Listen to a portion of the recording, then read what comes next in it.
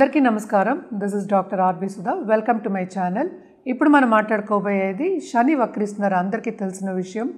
July 13th నుంచి November 28th, November end వరకు ఉంది. ఆల్మోస్ట్ 5 నెలలు చెప్పుకోవచ్చు. ఫస్ట్ మనం శని వక్రం అంటే ఏంటో చూద్దాము.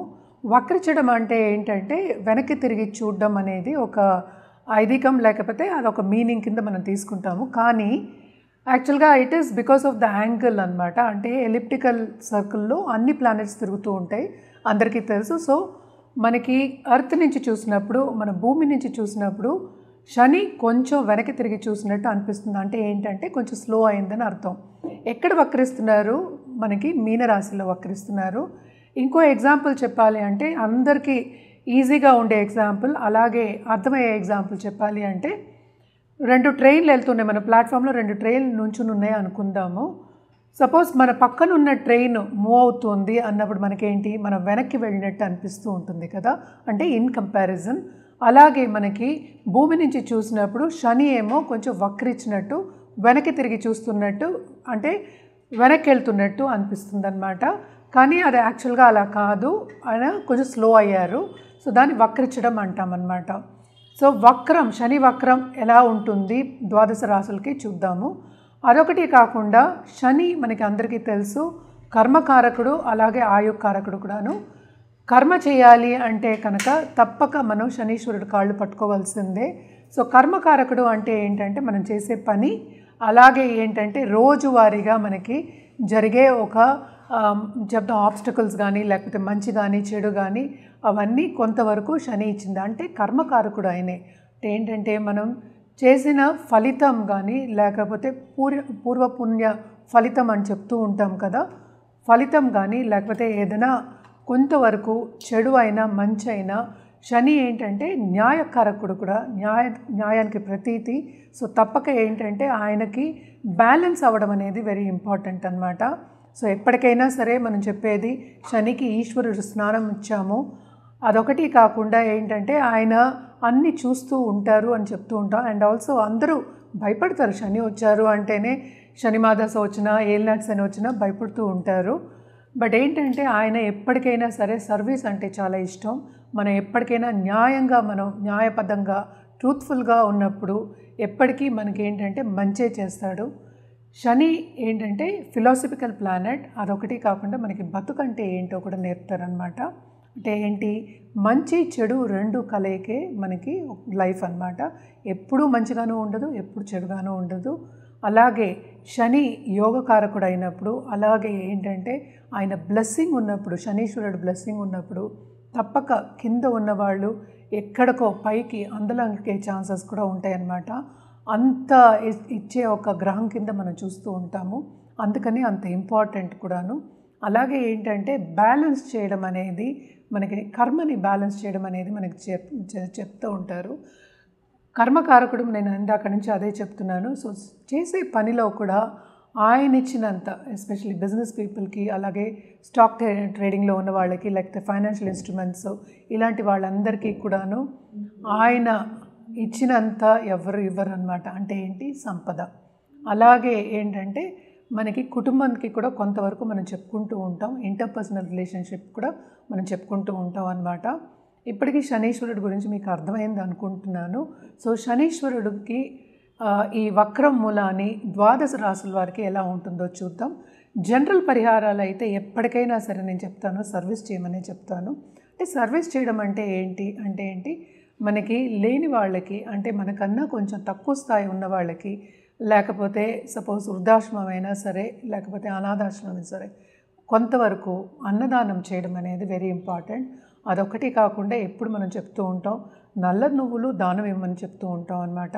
కానీ శనీశ్వరుడు జపం కూడా చేయొచ్చు.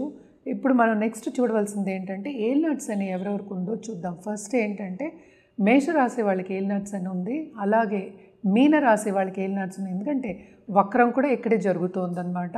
అలాగే కుంభరాశి వాళ్ళకు కూడా ఏలినాటి శని ఉంది.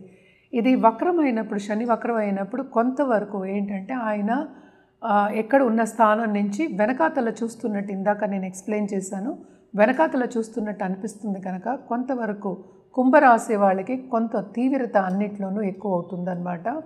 జనరల్గా ఏంటంటే సంపద ఇచ్చే ఆయనే, అలాగే ఏంటంటే కొన్ని ఇబ్బందులు ఇచ్చే ఆయన కూడా ఆయనే అనమాట, ఆబ్స్టకల్స్.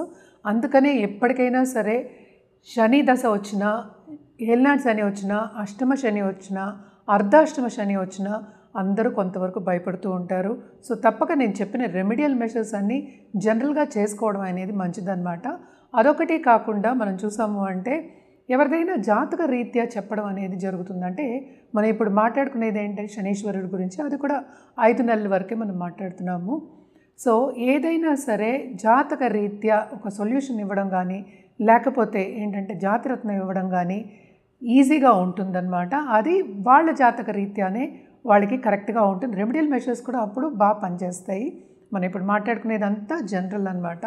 సో ఎప్పటికైనా శనీశ్వరుడికి మనం ఎప్పుడు నీలాలు చెప్తూ ఉంటాము. కానీ ఏంటంటే జాతక రీత్యా అది వేరేలా ఉండొచ్చు. ఎందుకంటే మనం దశావిశేషాలు కూడా కన్సిడర్ చేస్తాం, మిగతా ప్లానెట్స్ కన్సిడర్ చేస్తాం.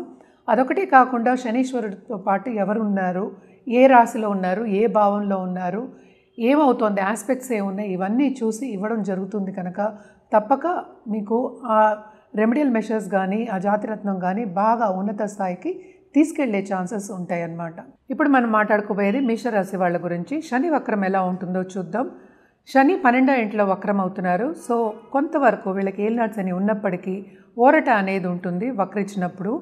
దేంట్లో అంటే ఆబ్స్టికల్స్ అంటే ఏంటంటే వాళ్ళు చేసే పనిలో కొంతవరకు అంటే ఓరట అనేది ఉంటుంది. అంటే ఏంటి, బాధ్యతలు కొంచెం తక్కువ అవుతాయి, అలాగే ప్రెషర్, వర్క్ ప్రెషర్ అనేది కొంచెం తక్కువ ఉంటుంది ఈ 5 మంత్స్. ప్రీవియస్ మంత్స్తో మనం కంపేర్ చేస్తే కొంతవరకు వీళ్ళకి బాగానే ఉంటుంది. అదొకటి కాకుండా ట్రావెలింగ్ అనేది చాలా ఎక్కువ అనిపిస్తుంది అనమాట. సో ట్రావెలింగ్లో కూడా కొంతవరకు ఇబ్బంది పడే ఒక ఛాన్సెస్ మనకి కనిపిస్తున్నాయి. అదొకటి కాకుండా కొత్తగా పెళ్ళైన వాళ్ళకి దాంపత్య జీవితంలో కొంతవరకు ప్రాబ్లమ్స్ వచ్చే, చిన్న చిన్న ఇబ్బందులు వచ్చే ఛాన్సెస్, డిసగ్రిమెంట్స్ వచ్చే ఛాన్సెస్ మనకి ఎక్కువ కనిపిస్తున్నాయి అన్నమాట. ఇదొకటి కాకుండా ఎవరైనా బిజినెస్ పీపుల్ ఉంటే కనుక తప్పక ఫారిన్లో సెటిల్ అవ్వాలి అనుకున్న వాళ్ళందరికీ ఈ 5 నెలలు బాగా యోగిస్తాయి. అలాగే ఏంటంటే ప్లస్ అవుతుంది. ఎందుకంటే ఎలాగో వెళ్ళడానికి చాలా శ్రమ పడాలి. సో శ్రమకి తగిన ఫలితం అనేది కొంతవరకు వీళ్ళు చూడగలుగుతారు. ఏలినాటి శని ప్రభావం ఎవరూ లేదు అంటలేదు, తప్పక ఉంది. సో తప్పక రెమెడియల్ మెషర్స్ చేయడం అనేది మంచిది. వీళ్ళు ఎస్పెషల్లీ ఏం చేయాలి అంటే శని దానం చేయడం అనేది మంచిది. శనికి దానం అంటే ఏంటి, నల్ల నువ్వులు, నల్ల గొడుగు, అలాగే ఒక నల్ల మేకు సాటర్డే ఈ 5 నెలలు ఎన్ని సాటర్డేస్ మీరు చేయగలిగితే అంత మంచిదన్నమాట. తప్పక చేయండి, మీకు ఇంకా బాగుంటుంది. కానీ శని వక్రం మేషరాశి వాళ్ళకి టు అ సర్టన్ ఎక్స్టెంట్ బాగానే ఉంటుందని చెప్పాలి. ఆల్రెడీ రెమెడియల్ మెషర్స్ చెప్పాను, కానీ కూడా ఏంటంటే వీళ్ళకి ఆపర్చునిటీస్ వస్తాయని చెప్పాను కనుక తప్పక వీళ్ళు చేసే పనిలో మంచి ఆపర్చునిటీస్ వచ్చే ఛాన్సెస్ ఉన్నాయి. కానీ వీళ్ళు తీసుకోలేక కొంతవరకు శారీరక ఇబ్బందులు పడడం, అలాగే ప్రెషర్కి ఊరవడం అనేది కనిపిస్తోంది. అంటే ఏంటంటే మెంటల్గా కొంతవరకు, మెంటల్ అంటే ఏంటంటే మెంటల్ ప్రెషర్ అంటాం మనం. ఆ ప్రెషర్ అనేది కొంచెం ఎక్కువ ఉంటుంది. ఒత్తిడి అంటాం కదా తెలుగులో, ఒత్తిడి అనేది కొంచెం ఎక్కువ ఉంటుంది కనుక తప్పక ఈ రెమెడియల్ మెషర్స్ కంటిన్యూ చేయండి. 5 మంత్స్ చేస్తే మీకు మంచిది. అలాగే కొత్తగా ఇప్పుడు ఉద్యోగం పాస్ అవుట్ అయిన వాళ్ళు, ఉద్యోగం కావాలి అన్నవాళ్ళు, అలాగే ఫారిన్లో సెటిల్ అవ్వాలి అనే వాళ్ళందరికీ, ఈ రాశిలో ఉన్న వాళ్ళకి ఈ 5 నెలలు శని వక్రించడం కొంతవరకు వీళ్ళకి సత్ఫలితాలని ఇస్తాయన్నమాట. ఎందుకంటే మనం మాట్లాడేది ఈ ఒక్క గ్రహం గురించే. సో తప్పక ఎప్పటికైనా సరే రెమెడియల్ మెషర్స్ చేసినప్పుడు కొంతవరకు మనకి పాజిటివ్ బ్యాంక్ బ్యాలెన్స్ అనేది పెరుగుతుంది. సో పాజిటివ్ బ్యాంక్ బ్యాలెన్స్ పెరుగుతుంది కనుక మీకు ఫ్యూచర్లో కూడా మంచి జరుగుతుంది. ఎందుకంటే ఇది ఒక స్టెప్పింగ్ స్టోన్. మనం మాట్లాడుకునేది కూడా 5 నెలల వరకే. మనం ఇప్పుడు మాట్లాడుకున్నది శని వక్రం గురించే. శని వక్రం కూడా 5 నెలల వరకే ఉందన్నమాట.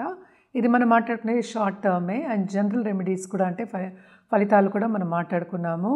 ఎప్పటికైనా సరే నేను ఎప్పుడు చెప్పేది ఏంటంటే జాతక రీత్యా ఏదైనా పరిహారం ఇచ్చినప్పుడు, లేకపోతే ఒక జాతిరత్నం ఇచ్చినప్పుడు ఇట్ ఈస్ ఆల్వేస్ బెటర్. అంటే ఏంటి, మీ జాతక రీత్యా ఇవ్వడం అనేది జరుగుతుంది కనుక తప్పక ఏంటంటే మమ్మల్ని సంప్రదిస్తే అన్ని వివరాలు చెప్పడం అనేది జరుగుతుంది. అదొకటి కాకుండా మనం సర్టిఫైడ్ జెమ్సే ఇస్తాము. అండ్ జెమ్మాలజిస్ట్ చెప్పిన జెమ్సే మనం ఇస్తాం అన్నమాట. ఎందుకంటే జెమ్స్ అనేవి ఏంటంటే అది సరిగా మీకు పడింది అంటే ఎక్కడికో అందులోనికి తీసుకెళ్ళిపోతుంది. అదొకటే కాకుండా అది రివర్స్ కూడా అయ్యే ఛాన్సెస్ ఉంటాయి.